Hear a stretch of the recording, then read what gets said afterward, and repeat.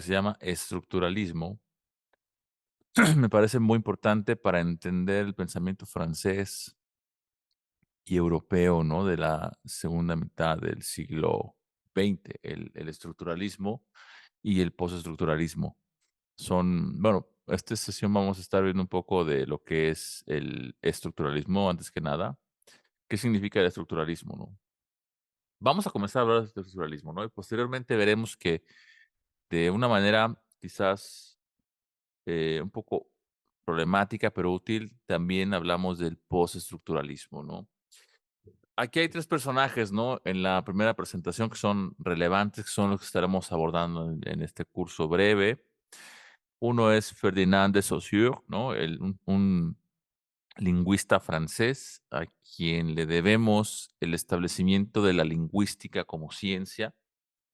Claude Lévi-Strauss, ¿no? Es un antropólogo. Y también tenemos acá a Louis Althusser. Luis Luis Althusser, ¿no? Que es un postestructural, un pensador estructuralista también, de un intérprete de Marx, Althusser. Y quiero que noten algo aquí, ¿no? Ya lo dije, ¿no? Uno es lingüista, otro es un antropólogo, Lévi-Strauss, y Althusser, pues, era filósofo marxista. ¿Qué hacen juntos estos 3 pensadores? ¿Por qué esta teoría, que comienza preguntándose cómo funciona una lengua, o cómo funciona la lengua en general, termina incluyendo la antropología, influyendo en el psicoanálisis, en la filosofía, en el marxismo, y después incluso en autores que van a criticar el propio estructuralismo? Esto es lo que trataremos hoy de ir reconstruyendo. Hay que retenernos un poco, eh, desde el principio en una oposición muy sencilla, ¿no? Por un lado, el sujeto y por el otro, la estructura. Sujeto, estructura. Hay que mantener esa oposición, sujeto-estructura. Durante mucho tiempo, la filosofía occidental ha preguntado qué piensa el sujeto. De hecho, la filosofía de la modernidad, la filosofía moderna, se centró en el sujeto. ¿Qué piensa el sujeto? ¿Qué quiere el sujeto? ¿Qué experimenta? ¿Cuáles son sus condiciones de posibilidad, etcétera, ¿no? Pero el estructuralismo se va a colocar del otro lado de esa oposición, ¿no? En lugar de preguntar qué piensa el sujeto, qué quiere el sujeto, qué experimenta, qué siente, el estructuralismo se preguntará qué hace posible que ese sujeto pueda pensar, qué hace posible que ese sujeto pueda hablar, clasificar y producir significados de determinada manera. Por ejemplo, yo puedo decir, bueno, yo hablo español, perfecto, pero un estructuralista inmediatamente podría decirnos lo siguiente: "Pues sí, tú hablas español, pero tú no inventaste el español. La lengua ya estaba ahí antes de que tú nacieras. Sus palabras ya existían, sus reglas sintácticas ya existían y sus diferencias ya estaban ahí". Entonces, yo aprendí progresivamente, yo, como sujeto, a insertarme dentro de ese sistema de palabras, ese sistema de reglas, ese sistema de diferencias. Entonces, yo no inventé el lenguaje ya estaba ahí. Entonces, algo que va a funcionar como una gran pregunta para hoy es, ¿hasta qué punto nosotros somos autores de los significados que producimos? ¿Y hasta qué punto producimos significado dentro de estructuras que ya nos preceden? Sí, aquí vamos a ver un poco, en algún momento, quizá podamos explicar esa famosa frase de nuestro gran pensador del siglo XX que decía que es estética contingente, porque el significado que producimos varía, pero tiene algo de natural y necesario, ¿no? Esa confusión rara o expresión de palabras extrañas viene de un poco de estas ideas estructuralistas, del lenguaje, el significado, la contingencia, ¿no? Sí, bueno, entonces podemos un poco ir cerrando para entrar en esto, ¿no? El estructuralismo comienza sospechando algo, ¿no? Y eso es que quizá el sujeto no sea el origen absoluto de todo lo que piensa y dice. Quizá yo no soy el origen absoluto de lo que pienso y lo que digo.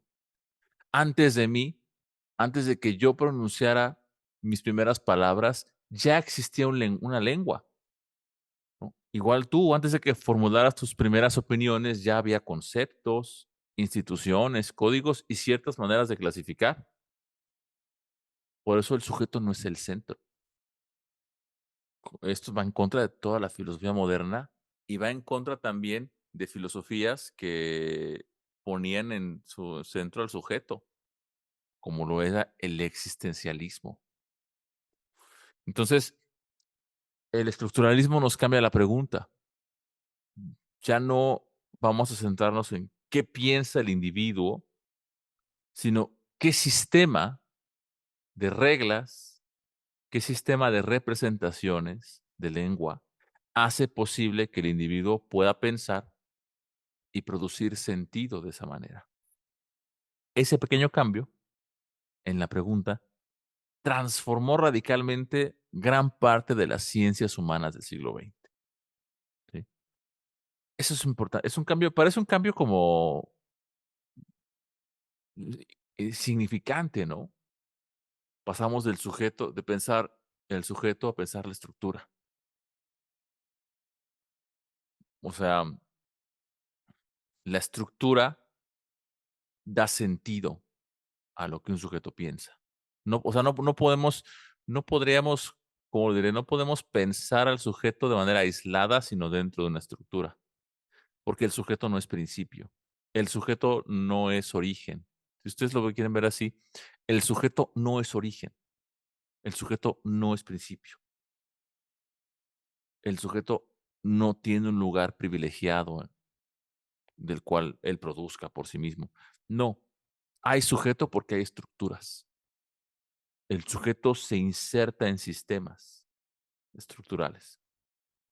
Por eso ya no nos importa tanto aquí qué piensa el sujeto, qué siente, qué experimenta, sino qué hace posible que alguien piense, qué hace posible que alguien experimente.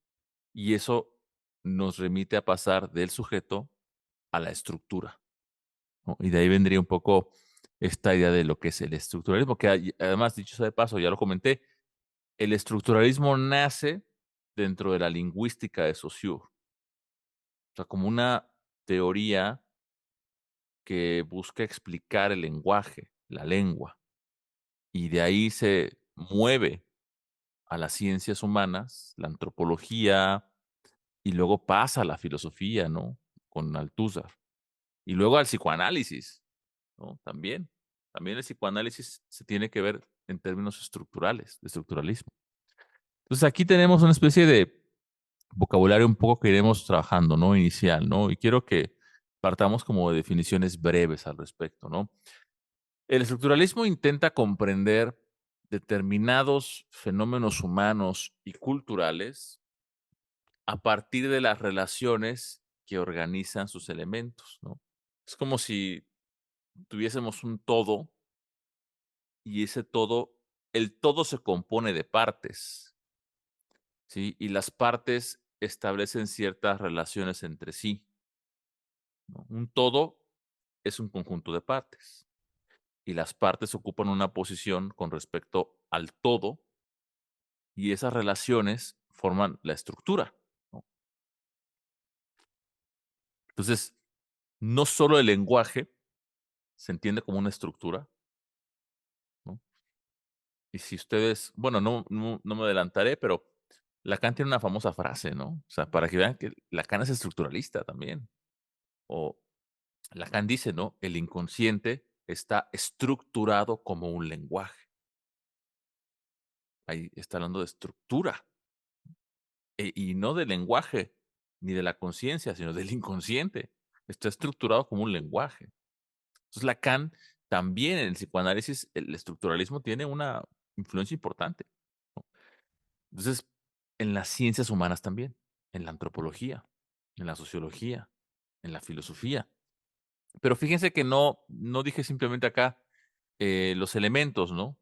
No, a partir de relaciones que organizan sus elementos. No dije aquí simplemente a partir de los elementos, ¿se fijan? Yo no me referí solo a los porque tenemos el todo y luego las partes que componen ese todo. Yo dije a partir de las relaciones, no de los elementos. O sea, lo importante aquí son las relaciones entre los elementos, ¿no? Y ahí está lo importante, porque una estructura no es simplemente una colección de cosas. O sea, la estructura no son las cosas nada más. Una estructura son ciertos puntos, ¿no? Que están formando una figura. Una estructura es un sistema organizado de relaciones, ¿no? Imagínense como que yo saco una caja de bueno, yo saco de una caja una pieza de ajedrez. Saco y saco un caballo, ¿no? Por ejemplo. ¿Ok? Yo les preguntaría, saco el caballo, bueno, ¿qué es esto?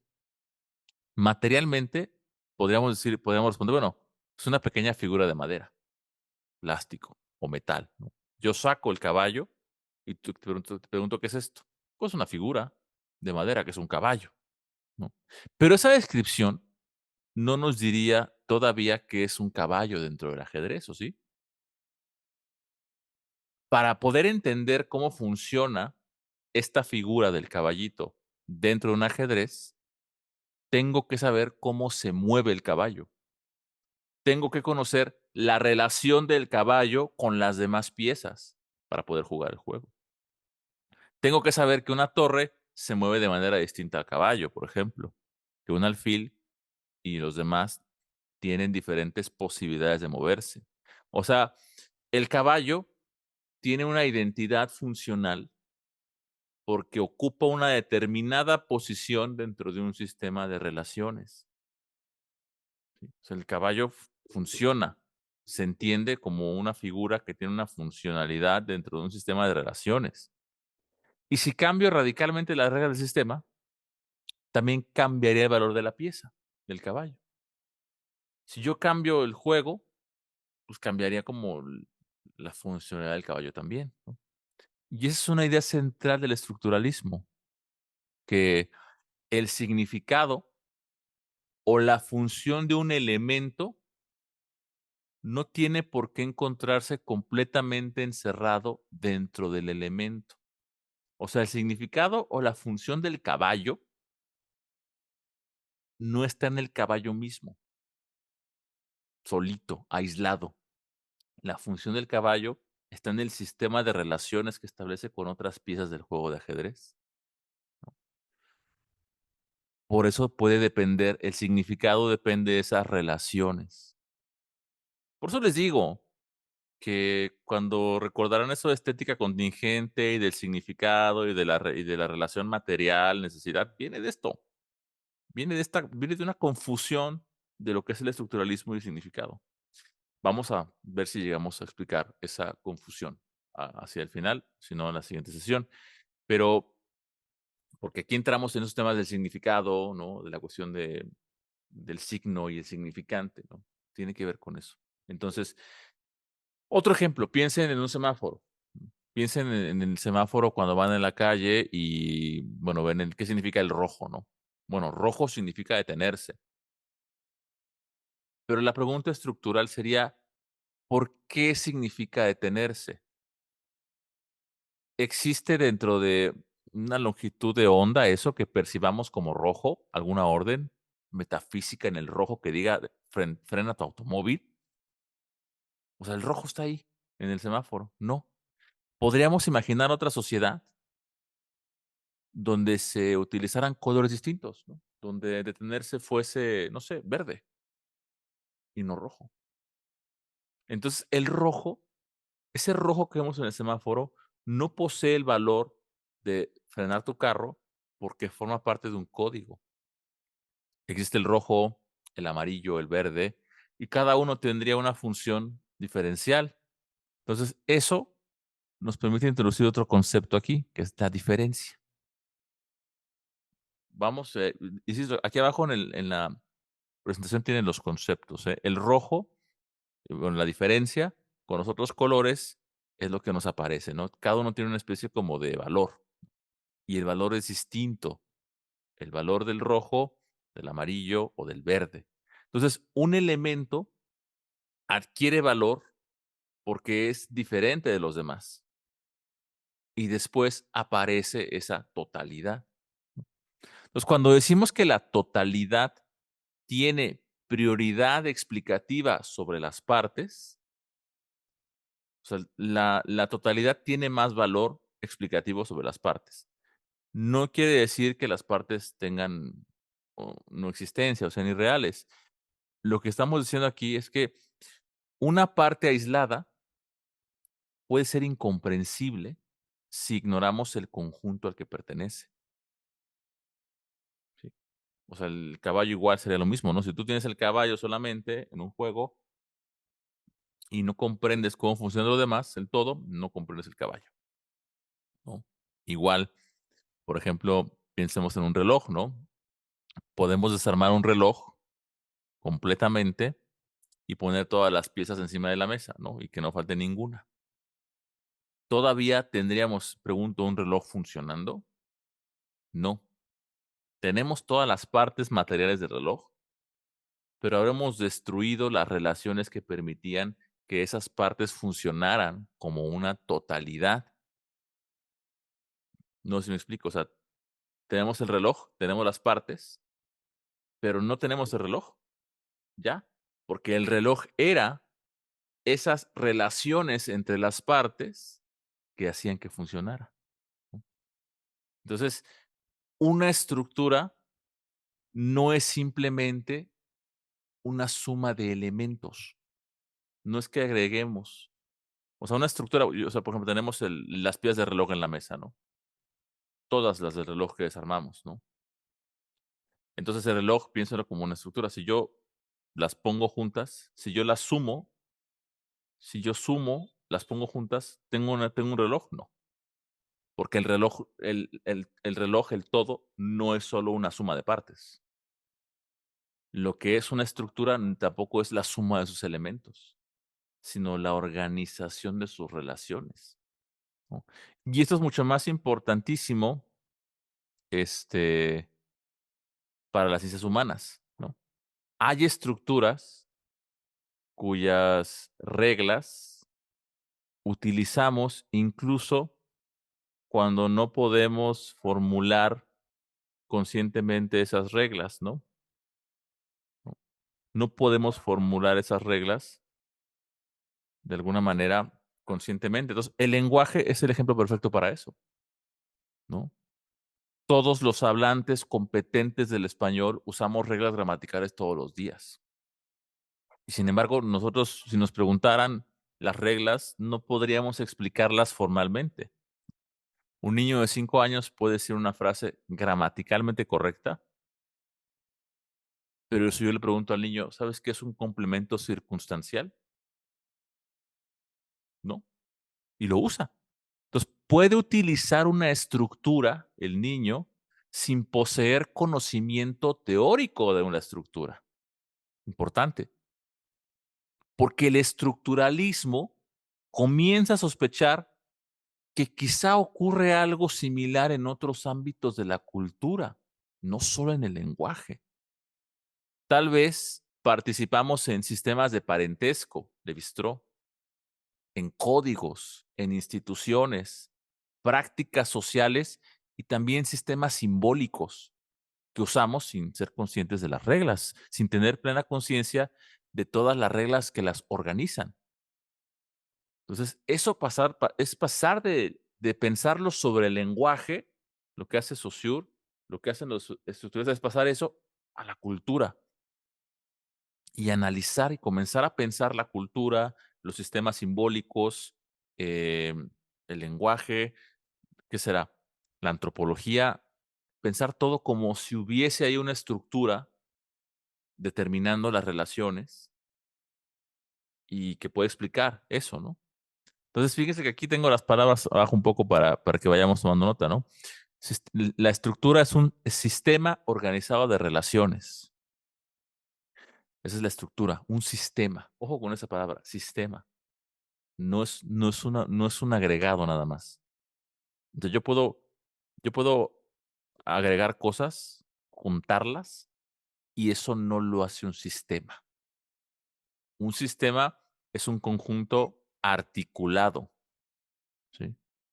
Ahora, la relación es el vínculo que hay entre las distintas posiciones de los elementos, y la totalidad sería el todo que contribuye a determinar el sentido de las partes, ¿no? Diferencia sería un elemento que adquiere valor por oposición a otros, ¿no? Entonces, no hay que memorizar esto, pero son términos que van a aparecer, ¿no? Estructura, sistema, relación, totalidad. Nada más hay que ir como manteniéndolos por ahí, digamos, en el tintero para que no se nos olviden, ¿no? Pues una de las intuiciones más poderosas del estructuralismo es que podemos obedecer reglas que no sabemos formular explícitamente. Lo de la gramática del niño. Un niño utiliza la gramática antes de saber qué es la gramática. Yo participo en instituciones sin conocer todas sus formas del Estado. La sociedad es una institución. Yo puedo participar de la sociedad sin saber sus reglas. O sea, puedo participar, usar sus reglas de convivencia, morales, sin saber explicitarlas, ¿no?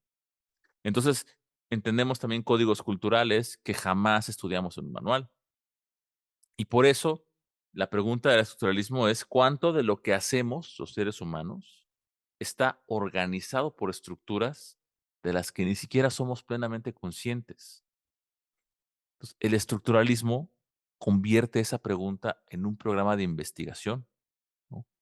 Si empezamos a decir que existen estructuras anteriores a nuestra conciencia, inevitablemente tenemos que tocar uno de los grandes problemas de la filosofía contemporánea, que es el problema del sujeto. Y para eso tenemos que irnos un poco a Francia, que es, digamos, un poco el contexto filosófico que hay antes del estructuralismo, ¿no? Porque antes de que esto se convierta en una fuerza intelectual potente en Francia, tenemos otro como paisaje filosófico ahí, en esta Francia de principios del siglo XX, mitad del siglo XX, ¿no? Y es que una buena parte de la filosofía francesa está marcada por 3 nombres. Hegel, Hegel es una gran influencia en los franceses. Husserl, ¿no? Con la fenomenología, y también Heidegger. Entonces, a partir de ese ambiente, con esos 3 autores, tenemos también el desarrollo de lo que se llama el existencialismo francés de Sartre. Entonces, Hegel, empecemos por Hegel un poco, ¿no? Hegel muere en 1831, pero durante el siglo XX se produce una recepción en Francia particularmente muy importante del pensamiento de Hegel, que se debe a unas lecciones que impartió un filósofo francés que fue Alexandre Kojève. Entonces, Kojève impartió unos cursos muy famosos ahí sobre la fenomenología del espíritu de Hegel, que se consiguen y están en Trota, ¿no? Se consiguen esas lecciones. Esos cursos tuvieron una influencia directa e indirecta de muchos personajes de la intelectualidad francesa. Pero ¿por qué sería importante Hegel aquí? Porque Hegel, a Hegel le gustaba mucho y permite también pensar la historia, el conflicto, el fracaso y el reconocimiento humano, ¿no? Para Hegel, la conciencia no aparece como algo completamente aislado. Para Hegel, el individuo no existe aislado. Permite también Hegel pensar la contradicción, la negatividad. Entonces, y pensar también esta necesidad de las relaciones. Después tenemos a Husserl, ¿no? Que es el padre de la llamada fenomenología. Entonces, la fenomenología, podemos decir que estudiaba al sujeto, ¿no? Pero eso sería como un tanto eh, simplificar el asunto. La fenomenología intenta describir rigurosamente, o sea, científicamente, las estructuras de la experiencia y la intencionalidad de la conciencia.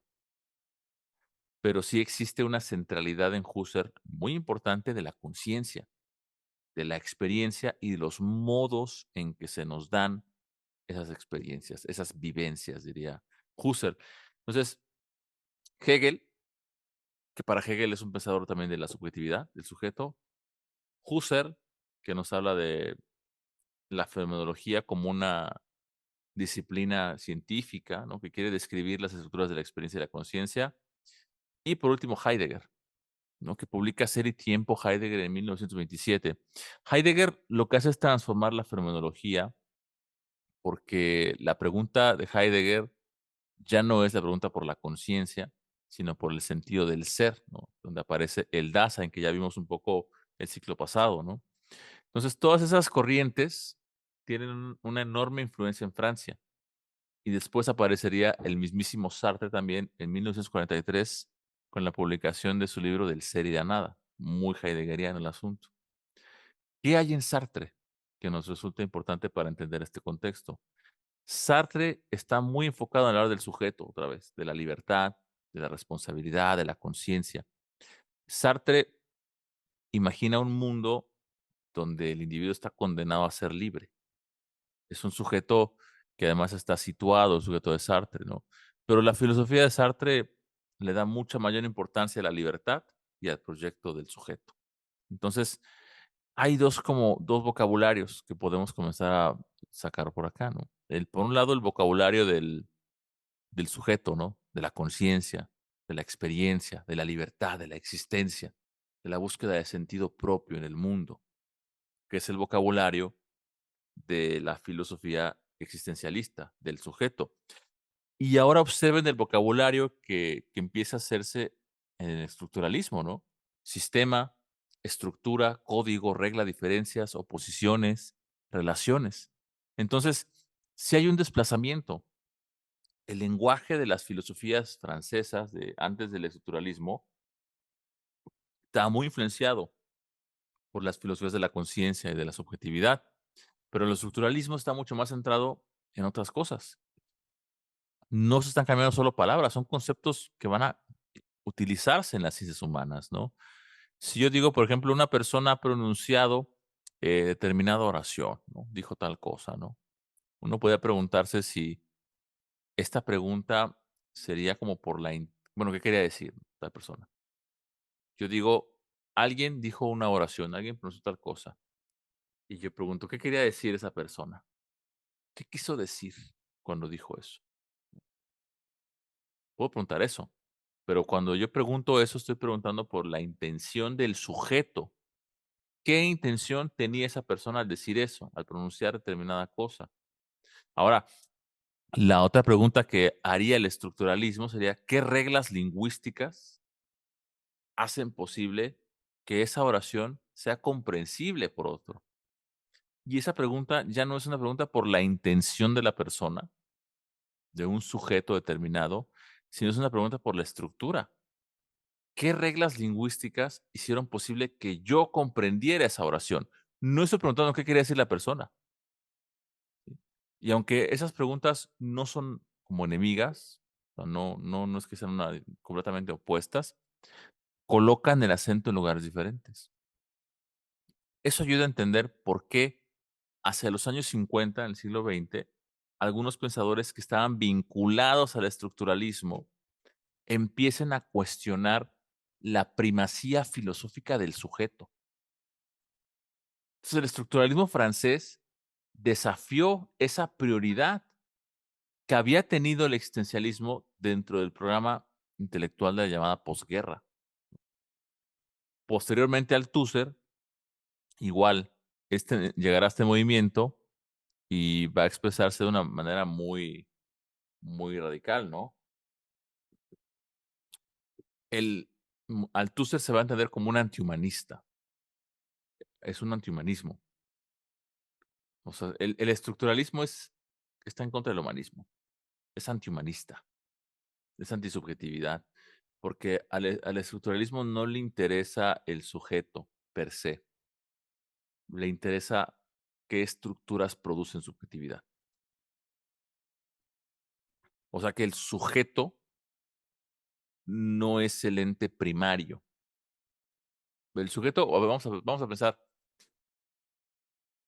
el sujeto puede ser algo importante, somos sujetos, hablamos, expresamos significados, puede ser algo importante, pero si yo quiero entender al sujeto, no voy a no voy a entender al sujeto viendo qué piensa el sujeto o cómo se siente el sujeto, porque el sujeto es un producto de una estructura. Entonces, mientras la filosofía tradicional de la desde el existencialismo, Husserl, Hegel, Heidegger, Heidegger no tanto, pero por ahí va todavía.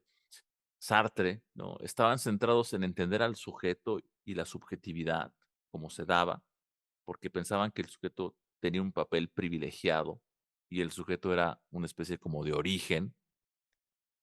El estructuralismo nos diría, no, vamos mejor, en lugar de centrarnos en el sujeto, que luego se va a cuestionar profundamente la existencia del sujeto, vamos a preguntarnos por las estructuras que producen la subjetividad humana. Entonces, sí hay un desplazamiento del sujeto a la estructura, porque lo que produce al sujeto, al final de cuentas, es la estructura, y eso cambia el panorama, porque de entrada el individuo, el sujeto, pierde su centralidad filosófica que venía teniendo desde Descartes, ¿no? Descartes es el que empezó con esta centralidad del sujeto, de la subjetividad, y luego dirían los estructuralistas, todo eso está mal, porque en realidad lo más importante es la estructura, lo que produce la subjetividad es la estructura. Entonces, Althusser defiende una especie de antihumanismo teórico, y no es que Althusser odiara a los seres humanos, no, no, nada de eso, o sea, es una cuestión epistemológica. Althusser cuestiona que una determinada esencia universal del hombre deba funcionar como principio explicativo de la historia y la sociedad. No, no está diciendo que odia a los seres humanos o que no existe el ser humano. Habrá que esperar a Foucault. Aquí todavía digamos que el sujeto humano, pues el sujeto humano es producto de estructuras. Entonces hay que entender las estructuras que producen subjetividad, no al individuo, sino las estructuras. Ya después, en el postestructuralismo, Foucault es el que va a decir, ¿no? En Las palabras y las cosas, que el hombre ha muerto, el sujeto ha muerto, porque el sujeto ya dejó de ser ese principio que organizaba la vida. Y además, Foucault es mucho más radical, porque Foucault dice que la categoría de humanidad, de hombre, es una construcción de las ciencias humanas. Y en algún momento había ciencias humanas y antes no había ciencias humanas. De tal manera que la construcción de lo humano, del hombre, es una construcción contingente e histórica también. Por eso dice Foucault, el hombre ha muerto, entre otras cosas, ¿no? Pero vamos a verlo eso en el siguiente ciclo de estructuralismo 2. Entonces, en su proyecto Althusser, que vamos a ver en este ciclo también un poco, la explicación adquiere un carácter igual, predominantemente estructural. O sea, lo que hace Althusser es hacer una lectura estructuralista de Marx. Y Althusser es conocido por eso, porque revitaliza temas del marxismo, estudia a Marx desde un punto de vista estructuralista. Entonces, la gran discusión de Althusser es, ¿explicamos las estructuras desde los individuos o necesitamos comprender ciertas estructuras primero para explicar cómo llega a constituirse la posibilidad de los individuos? Esa es la tensión, y es una tensión fuerte, porque si explicamos las estructuras desde los individuos, pues vamos a los individuos. Pero si explicamos a los individuos desde las estructuras, pues primero comenzamos por la estructura. Y luego, y gracias a eso, vamos a ver cómo se constituyen los individuos, ¿no? Entonces, cuando el estructuralismo cuestiona al sujeto, no está diciéndonos que tú no existas o que tú seas, ni siquiera seas una marioneta de la historia. Igual y sí, eres una marioneta de la historia. Está cuestionando una idea mucho más precisa, el estructuralismo, que tu conciencia sea automáticamente el origen de todo significado. Tú hablas, hace rato lo decíamos, tú hablas, pero tú no inventaste la lengua a través de la cual hablas. Tú piensas también, pero tampoco inventaste los conceptos con los que piensas. No los inventaste, los heredaste. Tú eliges, pero eliges dentro de mundos sociales que ya poseen reglas, instituciones y posibilidades. Entonces, ¿qué quiere decir ahí el individuo? Ya no es algo tan sencillo. Ya el individuo como que empieza a perder cierta centralidad. Y la centralidad en el análisis, y la comprensión, y la reflexión va a verse más que en el individuo, qué condiciones hacen posible que el individuo pueda querer, desear, pensar, establecer significados de cierta manera. Ese es un gran giro, ¿no? Que hay que tener claro, ¿no? Ya no es el sujeto, sino las estructuras. Es que yo no, hace rato lo decía, ¿no? Es que yo quiero esto. Bueno, tú crees que tú quieres eso, pero en realidad hay un sistema social de necesidades y deseos que te impone ciertas maneras y ciertas formas de desear.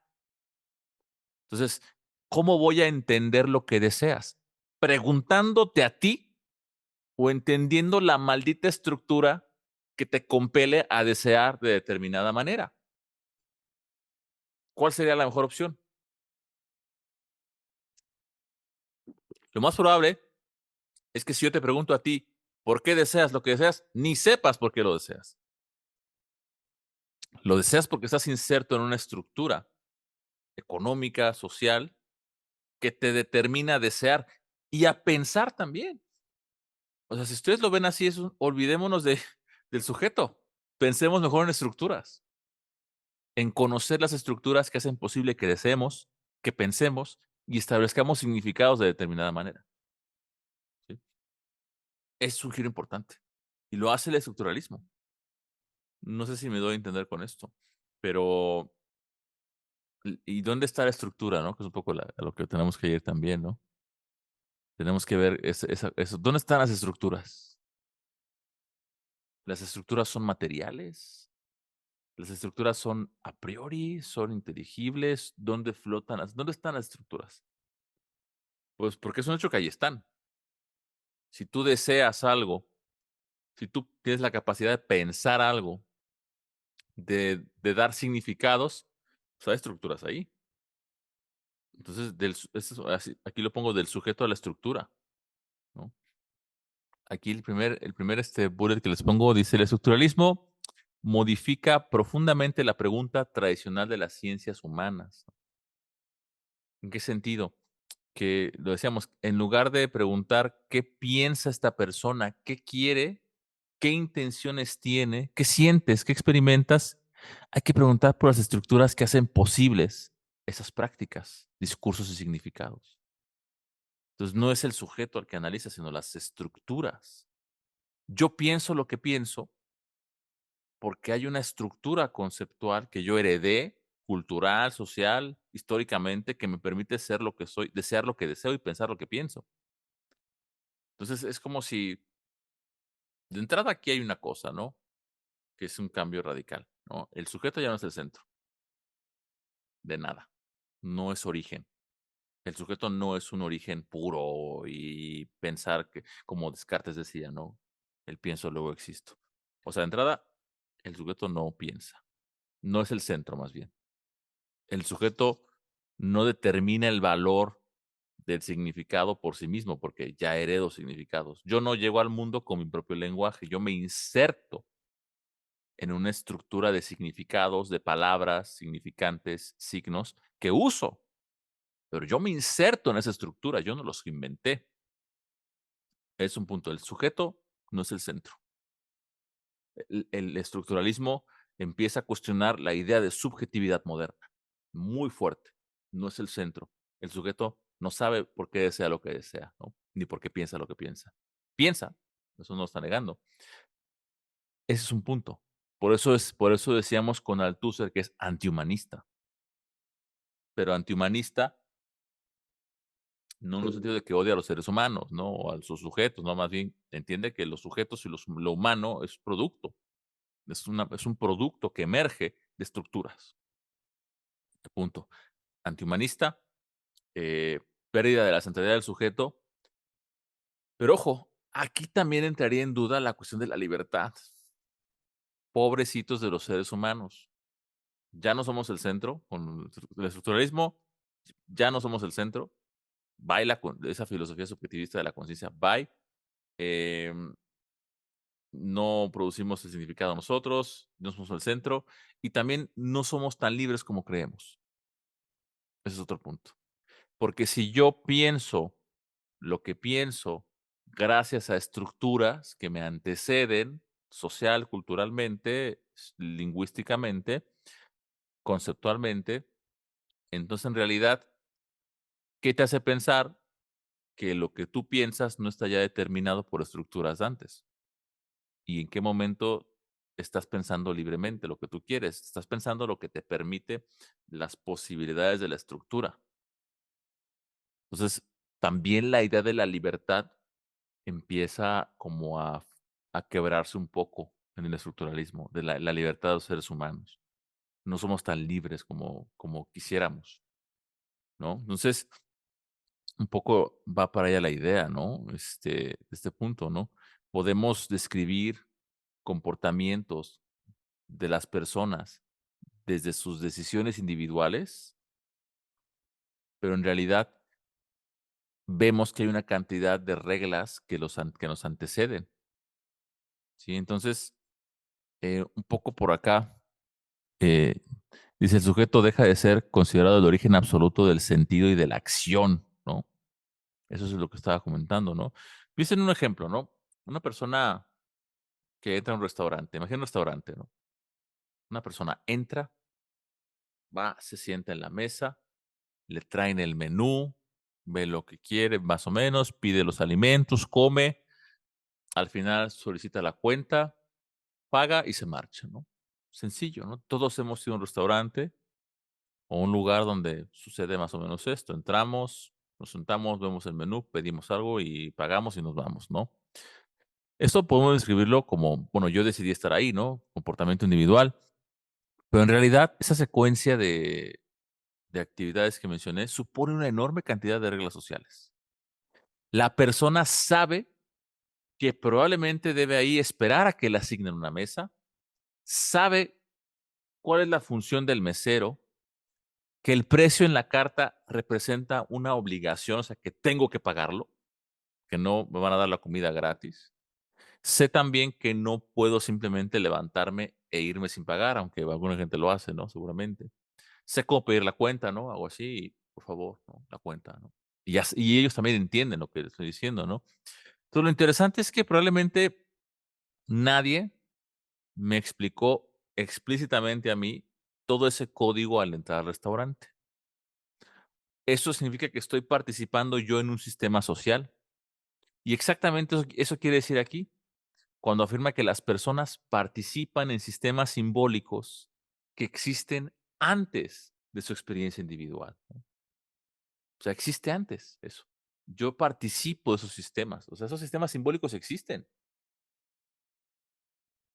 Las culturas primitivas también los tenían, diría Levi-Strauss, y algunas culturas en la actualidad también los tienen de manera primitiva. Llevemos esto ahora al lenguaje, ¿no?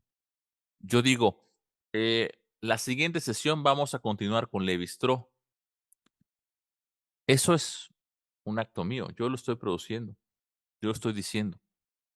Vamos a ver a Levi-Strauss. Pero para producir eso que yo dije ahora, utilizo un vocabulario que no inventé, una sintaxis del lenguaje que yo no creé de la nada, reglas de conjugación. La próxima hablaremos de esto, ¿no? Convenciones que yo no inventé. Entonces, yo les pregunto, ¿soy yo el autor de esa frase? ¿soy yo? ¿Carlos es el autor de esa frase? Sí, puede ser que sí, yo la pronuncié. La siguiente semana vamos a hablar de Levi-Strauss, por ejemplo, ¿no? Sí, puedo ser el autor. Ahora podría decir, bueno, ¿soy yo el origen absoluto, yo, de las condiciones que hacen posible esa frase? No, yo no soy el origen absoluto de todas las condiciones que hacen posible esa frase. Y esa es la diferencia. Y hay que insistir aquí porque esto es crucial, ¿no? Para que no hagamos una caricatura del estructuralismo, ¿no? El estructuralismo no tiene que afirmar que los individuos no tienen ninguna capacidad de acción. Ya lo decía yo. Puede haber cierta cuestión, pero se puede cuestionar. Lo que pone en duda es que podamos tratar a los individuos como principios autosuficientes de explicación.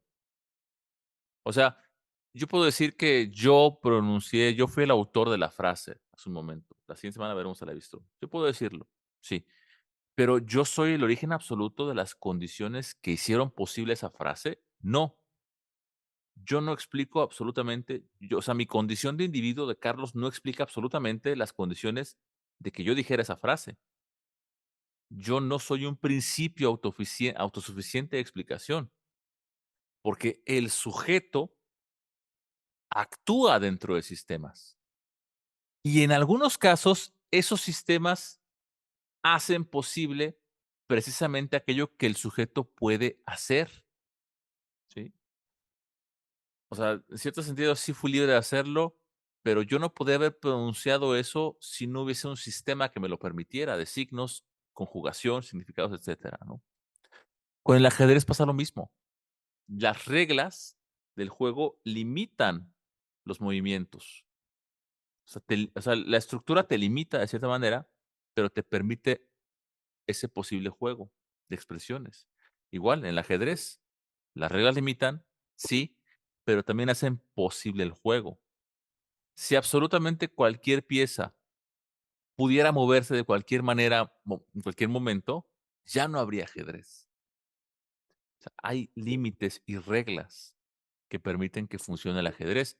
Si cualquier pieza se pudiera mover como sea, se acabó el juego. Entonces, la estructura no debe imaginarse únicamente como prohibición, como que nos prohíba solo hablar así, sino que también constituye un campo de posibilidades. La estructura es un campo de posibilidades que limita, pero permite posibilidades, ¿no? Limita, porque no podemos salir de la estructura, al menos en este momento, ¿no? Entonces, lo mismo sucede con la lengua. La gramática, la gramática limita las combinaciones que podemos hacer, con sentido al menos, ¿no? Por eso, precisamente, porque existe una gramática, podemos producir un número potencialmente enorme de frases y expresiones que sean comprensibles para otros. Esto lo vamos a ver un poco más adelante, ¿no? Cuando veamos las críticas al estructuralismo. Pero una de las grandes preguntas que se hará al estructuralismo es, ¿hasta qué punto esas estructuras que nos anteceden, que nos permiten hablar, que nos permiten pensar, que nos permiten desear incluso, hasta qué punto esas estructuras son estables, las que nos anteceden, en las cuales nos insertamos? ¿Hasta qué punto esas estructuras se pueden transformar, ¿no? Y hasta qué punto los acontecimientos de la vida pueden alterar los sistemas, ¿no? ¿No? Porque una estructura no necesariamente significa determinismo absoluto. Todo eso, esas preguntas, ¿no? Que acabo de hacer, ¿hasta qué punto las estructuras son estables? Si se transforman, si pueden alterar los acontecimientos, alteran los sistemas. Esas preguntas contribuyen a lo que se va a llamar después el postestructuralismo, que es una especie como de, vamos a ponerlo así, eh, si el estructuralismo desplaza la categoría del sujeto y luego pone la estructura en el centro, el postestructuralismo empieza a cuestionar la categoría de estructura, empieza a cuestionarla. Y ahí es donde se empieza a tratar de ver si es posible ir más allá de la estructura también. Eso es lo que hace el postestructuralismo, ¿no? Pero todavía no estamos ahí, ¿no? Entonces, poco para resumir, las estructuras no solamente nos limitan, también hacen posible nuestra acción, las estructuras. Las reglas del ajedrez que impiden ciertos movimientos, pero sin esas reglas no existiría el ajedrez. La gramática igual, ¿no? Que impide ciertas combinaciones, pero gracias a ella podemos producir frases que otras personas comprenden. Por eso, la relación entre individuo y estructura es más interesante que decir simplemente somos libres o estamos determinados, como decía hace rato, sino qué posibilidades de acción abre y cierra un determinado sistema, ¿no? El capitalismo es un sistema. Puede verse, o sea, el capitalismo puede verse como un sistema, ¿eh? La sociedad también. La cultura es un sistema, sí, un sistema de signos. La moral también. O sea, de alguna manera, todo puede analizarse en términos de estructura, de ser un sistema de elementos, compuesto de elementos con ciertas relaciones entre las partes, ¿no? Y bueno, Saussure, que es, digamos, el inventor de la lingüística como ciencia en el siglo XIX, 20, no, perdón, 20, perdón, pero antes de Saussure teníamos una manera de entender el lenguaje distinta, ¿no? Saussure aparece como el fundador de la lingüística, pero no lo hace así como de la nada. O sea, Saussure se forma dentro de una tradición lingüística que es muy sofisticada, ¿no? Que en realidad eh, estaba más centrada en la lingüística histórica y comparada, ¿no? La historia de la lengua, cómo se ha desarrollado y en comparar distintas lenguas, ¿no? Entonces, esta lingüística antes de Saussure, estaba estudiando más que nada las transformaciones de la lengua a través del tiempo y también las relaciones de parentesco entre diferentes lenguas, cómo se parecían algunas palabras, etcétera, ¿no?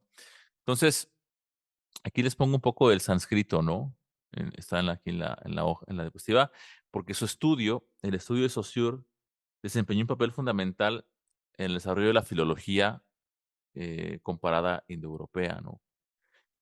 Esto de alguna manera vamos a ver la diferencia, ¿no? Entre ambos, ¿no? Pero después de esta manera de entender la lingüística, van a aparecer otros lingüistas, ¿no? Que van a comparar sonidos, formas gramaticales, vocabularios, igual van a tratar de encontrar regularidades. Y uno de los grandes proyectos de esta manera de entender la lingüística antes de Saussure es reconstruir hipotéticamente como familias, como hacer árboles genealógicos de familias lingüísticas y sus antecedentes, ¿no? Ahí se preguntaban más bien cómo era que una lengua llegó a convertirse en lo que es ahora, cómo se ha desarrollado. Pues es una pregunta histórica del desarrollo del lenguaje, cómo van cambiando las lenguas, las palabras, sus expresiones. Esa es una pregunta histórica. Y Saussure va a denominar a eso una investigación de carácter diacrónico, dice él. La diacronía tiene que ver con la pregunta por el desarrollo histórico de una lengua, ¿no? Entonces, la diacronía analizaría los cambios de una lengua a través del tiempo, pero Saussure va a introducir aquí una segunda perspectiva. Supongamos que en lugar de preguntar cómo llegó el español a ser lo que es ahora, hacemos un corte metodológico, digamos, y preguntamos cómo funciona el español como sistema en determinado momento. Como sistema, ¿qué relaciones existen entre sus elementos? Eso ya no sería la diacronía, sino la sincronía. Y hagamos una precisión. Sincrónico no es solamente actual, ¿no? Podríamos estudiar sincrónicamente un estado del pasado de una lengua, ¿no? O sea, cómo se usaba, cuál era, digamos, el sistema en determinado momento, ¿no? Entonces, podemos hacerlo. Lo importante es que tratamos ese estado anterior como una configuración de relaciones simultáneas, ¿no? Piensen en un mapa del metro, por ejemplo, ¿no? Podría ser una historia del metro, qué línea se construyó primero, cuál después, qué estaciones fueron apareciendo y cómo fue creciendo la red del sistema del metro. Eso sería el equivalente, diría Saussure, a la diacronía. Pero también puedo tomar el mapa del metro correspondiente a un momento determinado y analizar cómo estaban relacionadas todas las líneas dentro de esa configuración en ese momento determinado. Eso equivalía o equivaldría a lo que sería un análisis sincrónico. Entonces, ambas perspectivas de análisis, la diacronía y la sincronía, son legítimas, pero no habría que confundirlas. Saussure tenía bastante conocimiento de la perspectiva histórica de los lenguajes. De hecho, él mismo se formó como un lingüista histórico comparativo y su trabajo de juventud eh, trataba sobre las vocales indoeuropeas, algo así, ¿no? Que fue una contribución importante, ¿no? Su curso, el curso que se publica de él, que es el famoso curso de lingüística general, que de hecho nunca estuvo pensado para publicación, fue solamente notas que sus alumnos tomaron. Es lo que va a verse como un tránsito entre la lingüística histórica, que es lo que les decía, el análisis del desarrollo de las lenguas en el tiempo y cómo se usaban, en la que él se formó, el análisis histórico, es una lingüística histórica, y el análisis sistemático sincrónico. Entonces, Saussure abandona la historia porque quizá no le ve tanto interés, o sea, lo hace, pero Saussure establece que debemos distinguir ambos problemas, ¿no? Una cosa es la evolución histórica de una lengua en el tiempo cómo va evolucionando, y otra es el funcionamiento relacional de un sistema lingüístico en un determinado momento. Sería la diacronía y la sincronía, ¿no? Entonces, Saussure lo que hace es fundar la lingüística lo que se conoce como la lingüística estructural, ¿sí? Eh, y la historia de su obra, que es esta que les decía, el curso de lingüística, es interesante porque ese libro aparece en 1916, 3 años después de que Saussure hubiera muerto. O sea, es un libro póstumo, porque no redactó como tal para hacer libro, como lo conocemos. Fue preparado por sus alumnos a partir de materiales que estaban vinculados a sus cursos y apuntes que dio, en Ginebra, en Suiza. Entonces, filológicamente es importante, porque ese texto es el que funda todo el pensamiento estructuralista sobre el lenguaje, ¿no? Significa aquí un poco la idea de ver el lenguaje, no de manera histórica, no ese desarrollo histórico, sino como un sistema de relaciones, ¿no? ¿Por qué este texto es tan importante para el estructuralismo, el curso de lingüística general? Porque ahí Saussure intenta hacer de la lingüística una ciencia, ¿sí? Hacerla una ciencia y darle un objeto a la lingüística. Una ciencia, digamos, de carácter científico, de carácter como metódico y riguroso. Saussure diría que lo que está haciendo es que está delimitando rigurosamente el objeto de la lingüística. Y el objeto es el lenguaje. El lenguaje es un fenómeno muy complejo, ¿no? Porque el lenguaje en términos como que usamos, o sea, ahorita entramos en distinciones, pero el lenguaje es muy complejo. Tiene varias, dimensiones, ¿no? Una dimensión fisiológica, acústica, psicológica, histórica y cultural. Entonces, si vemos el lenguaje, podemos verlo desde distintas perspectivas o bajo distintas dimensiones, históricamente, ¿no? Socialmente, psicológicamente. Pero Saussure diría, de todo eso, ¿qué debe estudiar la lingüística? ¿Cuál debería ser el objeto central de la lingüística? Y él dice, la lengua, ¿sí? La lengua es el objeto central de la lingüística.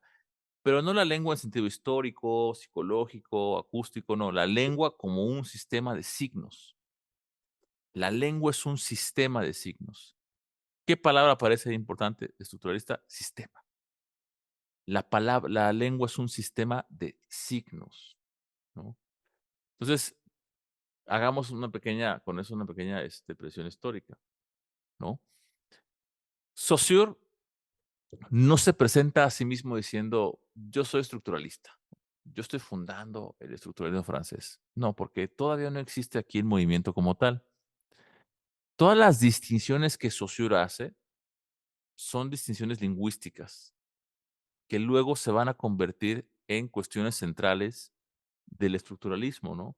La distinción entre signo y significado y significante, todo eso es estructuralismo.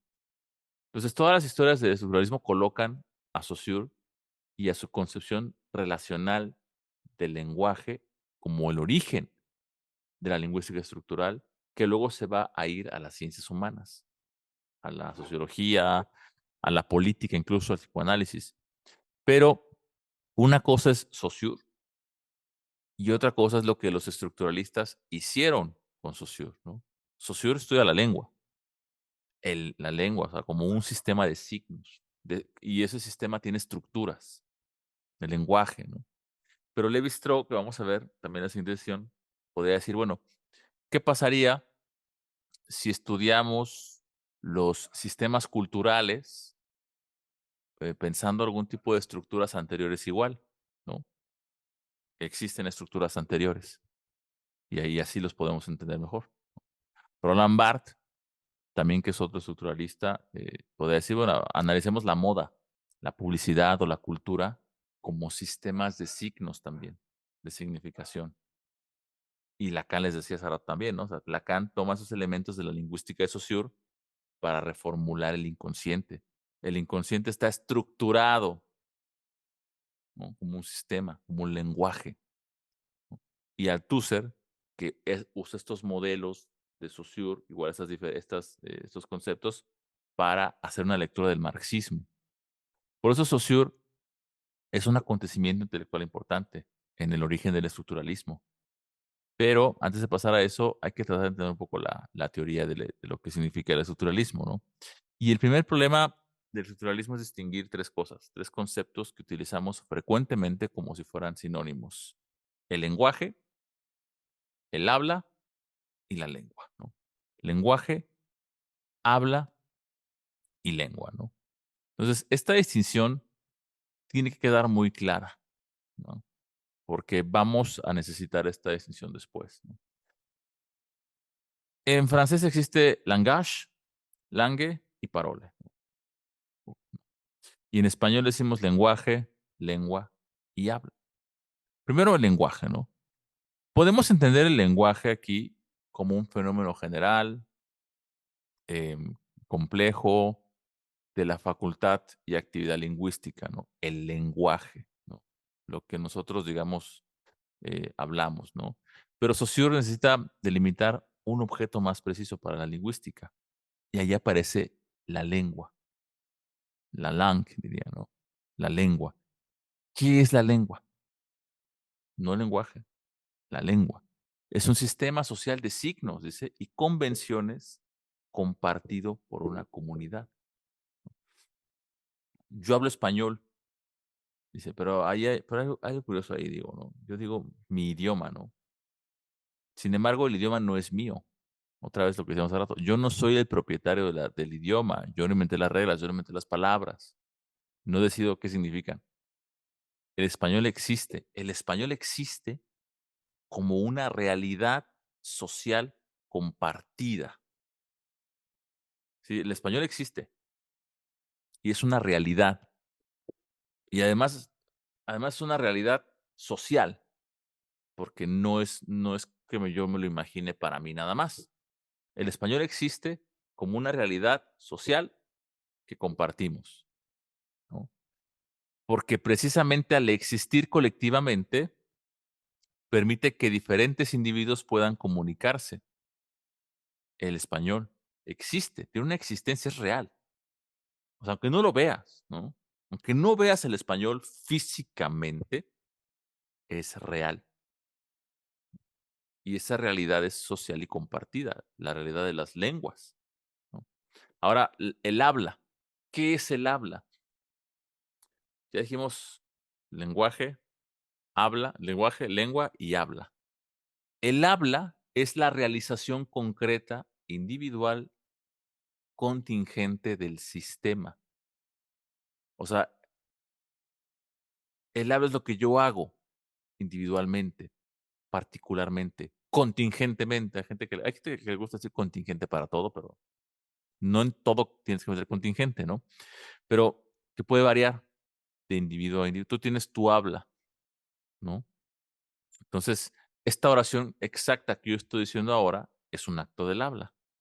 Puedo decirla más rápido, más despacio, puedo interrumpirme, puedo cambiar una palabra por otra, puedo equivocarme, pero el habla es la realización singular del sistema.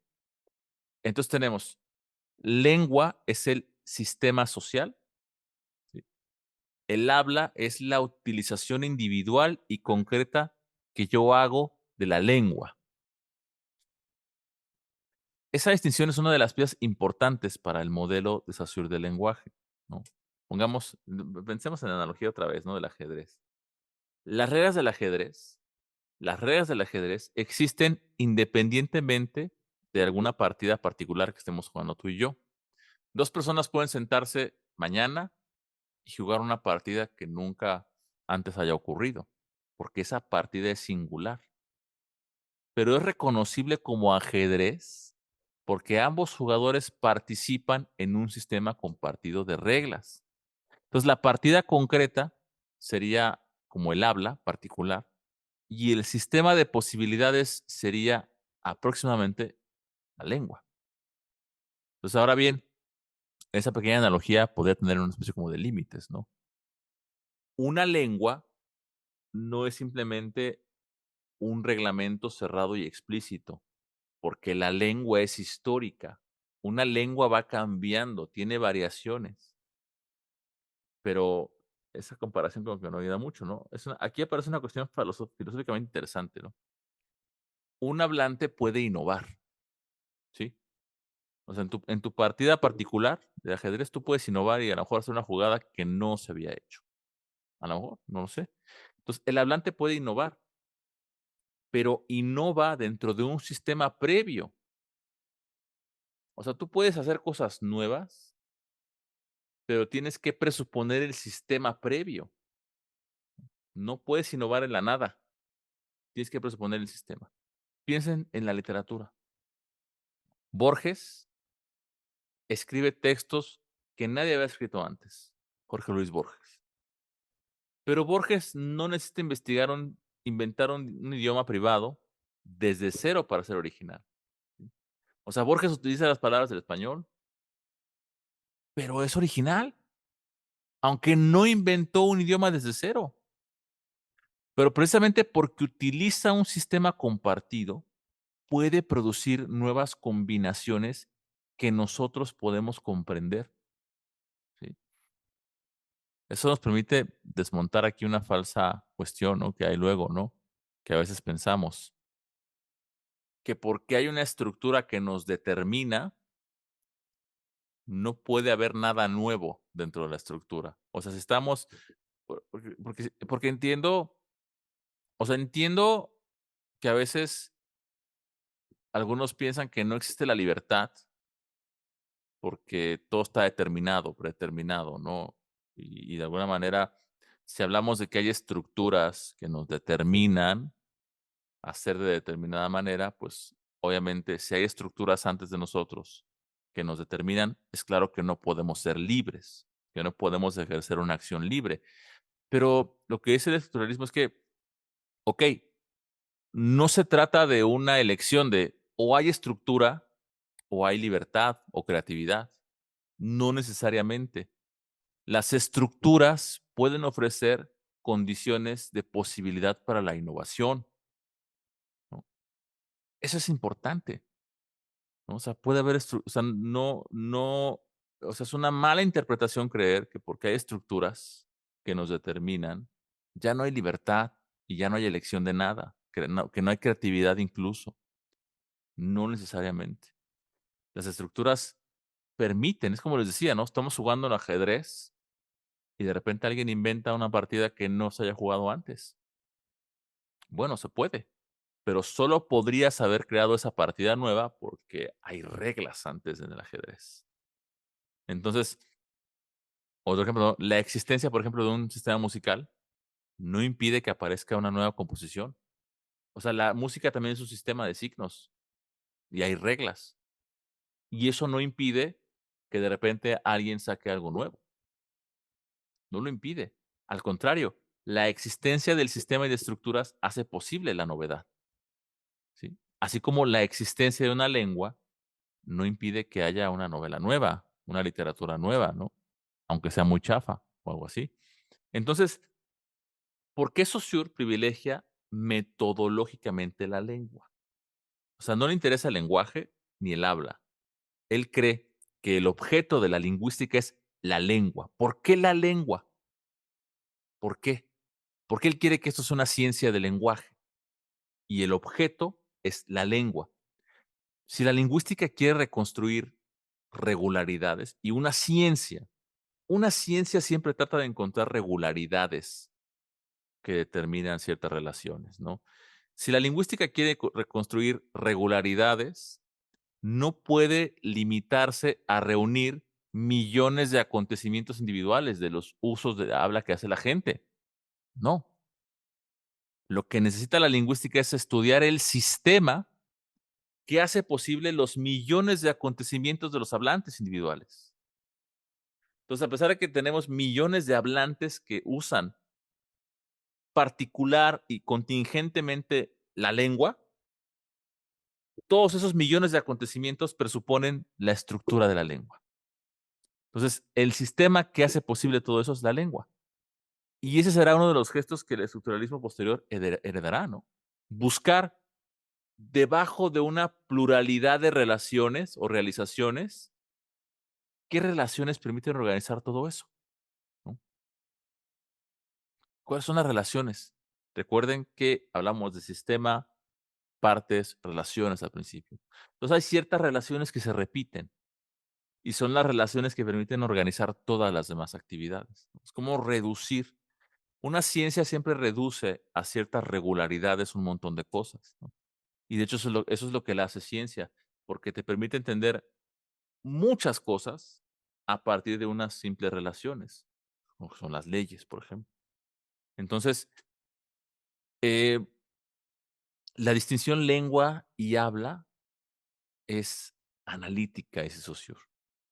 No significaría esto que ambas estén separadas, habla y lengua, porque el habla también participa de los cambios históricos de la lengua, ¿no? Si un individuo hace una innovación, puede esparcirse, ¿no? Cuando aparecen palabras nuevas, ¿no? Pueden aparecer palabras nuevas.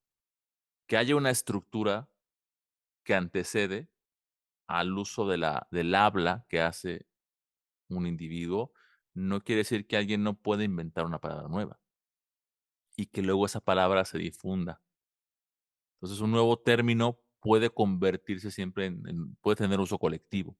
Entonces, las lenguas cambian, pero para analizar el funcionamiento necesitamos distinguir esos niveles entre habla y lenguaje, ¿no? Entonces, tú puedes decir una frase, ¿no? Que jamás haya dicho nadie antes. Y sin embargo, no inventaste las reglas desde cero que te permiten comprenderla. Esa es la diferencia entre habla y lengua. El habla es tu realización concreta y particular. La lengua es el sistema social que compartes con otros individuos. Y eso nos permite entender algo importante. Creatividad y estructura, como dije, no son necesariamente enemigas.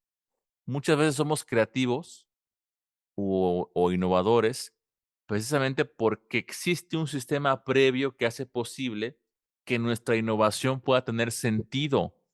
Entonces, no estamos determinados absolutamente, aunque hay estructuras que nos anteceden y que nos compelen a hablar o pensar o a desear de determinada manera. Podemos innovar dentro de la estructura. Pueden surgir relaciones nuevas, pero la estructura se mantiene en cierto sentido.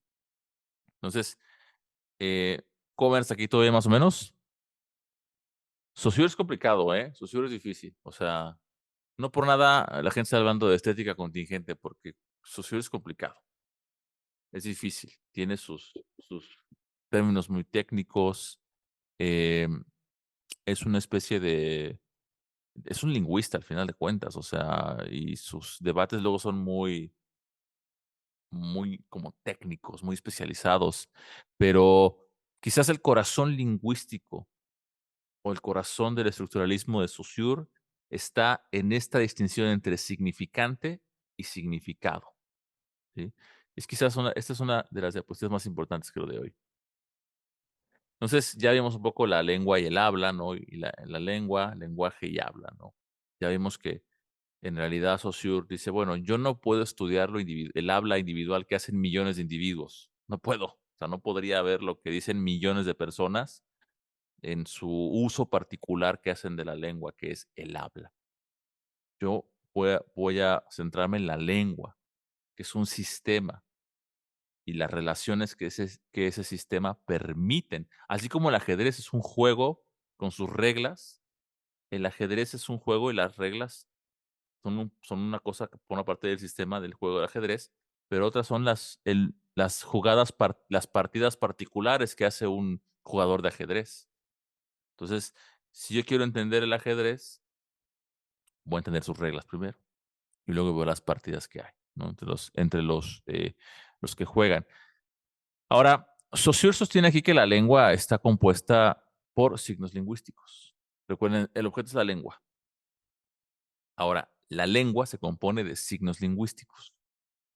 Entonces, el objeto ahora es el signo lingüístico, que tiene que ver con la lengua, y no estamos alejándonos de la lengua. La lengua está compuesta por signos lingüísticos, pero tenemos que abandonar una concepción bastante intuitiva y común del lenguaje, ¿no? Normalmente imaginamos nosotros que el mundo funciona así.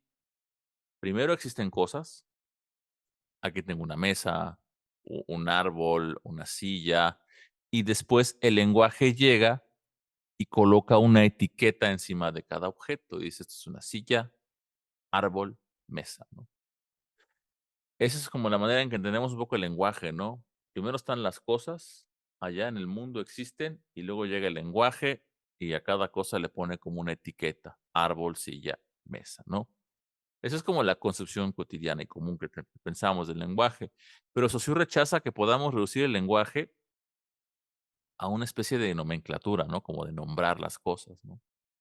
Para Saussure, el signo lingüístico se articula en 2 componentes, ¿no? El significante y el significado, ¿no? El significante, dice Saussure, es la imagen acústica de la cosa, y el significado es el concepto. Entonces, ojo ahí, imagen acústica, concepto. Y hay que detenernos un poco en esta parte. ¿Qué carajo es una imagen acústica? ¿No? Porque esto lo suelen explicar de una manera un poco incorrecta. Una imagen acústica no es simplemente el ruido físico, ¿no? Yo digo casa, C-A-S-A, juntos esos sonidos es casa, ¿no? La imagen acústica no es ese ruido físico que sale de mi boca, no son las ondas sonoras que viajan por el aire a tu oído. No, no, no. Pensemos ahora mismo en silencio la palabra casa, ¿no? Es por lo que decía. No hay que pronunciarla, no tienen que pronunciarla. Sin embargo, pueden ustedes representarse mentalmente su forma sonora. Piénsenlo. Ya se lo están representando ya, sonoramente.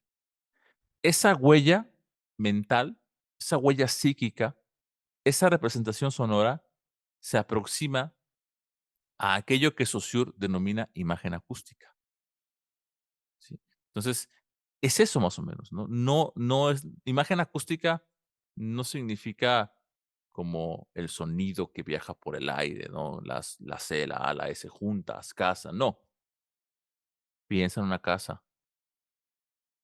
así en silencio. Lo que tienes en la cabeza es una imagen acústica, lo que estás imaginando, ¿no? Eso es la imagen acústica, lo que está relacionado con eso. Ahora, el significado, por su parte, es el concepto. Entonces, tenemos como 2 dimensiones inseparables de la unidad del signo lingüístico. La explicación clásica es compararlas aquí con 2 caras de una hoja, ¿no? Puedo distinguir una de otra, ¿no? Pero no puedo cortar una sin afectar aquí a la otra, ¿no? Vean algo fundamental, ¿no? El significado no es el objeto externo. El significado no es el objeto externo. Si yo digo árbol, el árbol concreto que existe en el parque no es simplemente el significado de Saussure. El significado es la parte conceptual, no es la imagen acústica. El curso de lingüística caracteriza el signo como la unión de imagen acústica y un concepto. Y nos va a rechazar la idea de que una lengua es sencillamente una colección de nombres vinculados a una colección de objetos, ¿no? Entonces, el signo es eso, la unión entre la imagen que tienes de un objeto y el concepto de ese objeto. Están como unidos. Y eso tiene consecuencias importantes porque significa que la lengua posee una especie de organización interna, la lengua. O sea, la lengua está organizada internamente, tiene una estructura, tiene una organización. La lengua no es simplemente un espejo del mundo, de la realidad. Y ahí es donde aparece el concepto de significación, ¿no? Que alguien habló del significado, que es estética contingente, ¿no? En algún momento. Entonces, la significación se produce en esa articulación de componentes del signo dentro del sistema.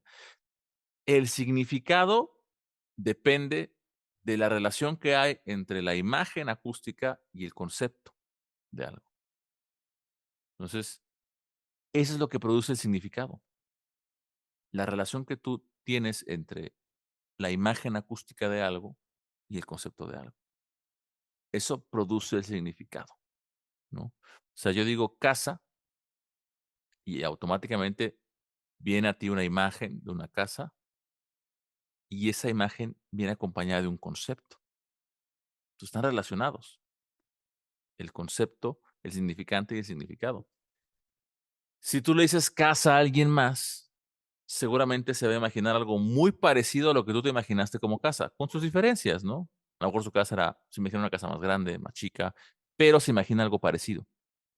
Entonces, la imagen acústica tiene una especie como de relación con las experiencias particulares de cada uno, mientras que el concepto lo que hace es como relacionar esa imagen acústica con un elemento de conceptual, ¿no? Como de la casa es para habitar y sirve para tal cosa, ¿no? Entonces se unen.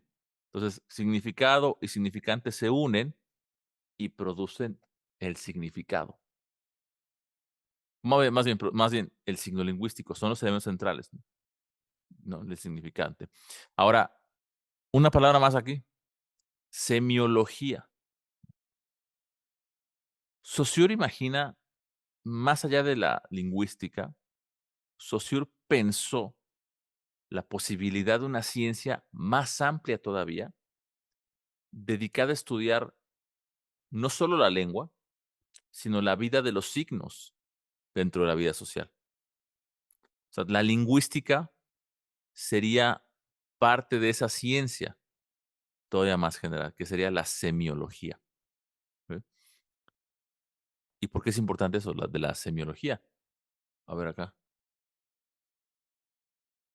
Vale, ¿no? Entonces sí, entonces, ¿por qué es importante eso? Eh, Porque abre una puerta importante para ver que si el lenguaje es un sistema de signos, si el lenguaje es un sistema de signos, ¿pueden existir otros sistemas de signos? Sí, sí. Pensemos en un uniforme. No, un uniforme, o sea, si la lengua es un sistema de signos, ¿puede haber otro sistema? Sí. El uniforme no es simplemente tela. Un uniforme puede indicar pertenencia institucional, jerarquía, profesión, etcétera. Ahora, una marca comercial.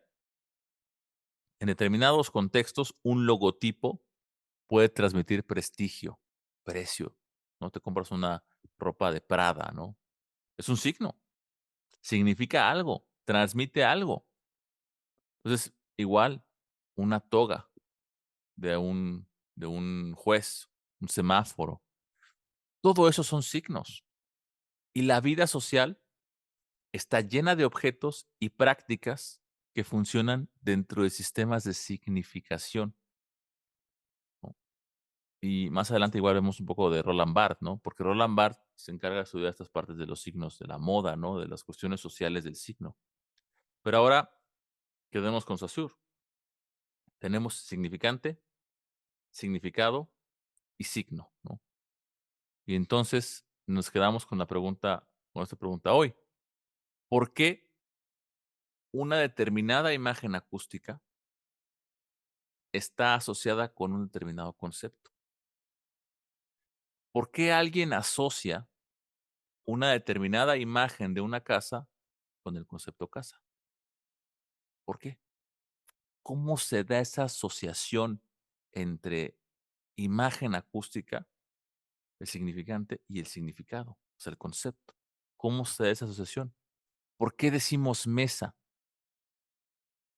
¿Por qué no utilizamos otra manera, no, de decir mesa?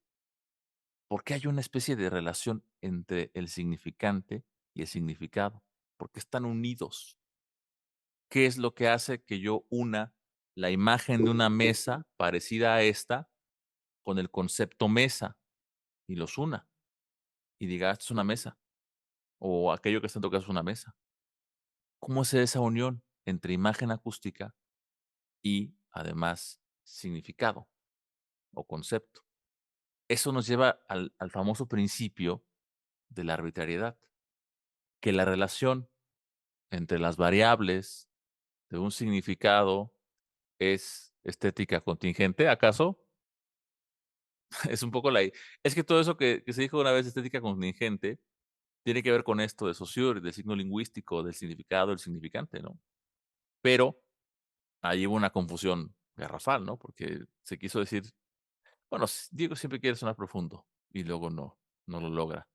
Pero, bueno, para quien sabe filosofía, porque para quien no sabe filosofía, todo lo que diga Diego lo va a sonar muy profundo, aunque no lo sea. Pero bueno, dejamos esto hoy acá. Eh, Pensemos esa pregunta, ¿no? ¿Por qué hay una relación entre determinada significante y concepto, ¿no? Entonces, el significante está muy relacionado con una imagen acústica, diría, es la imagen acústica porque es como algo más de imagen.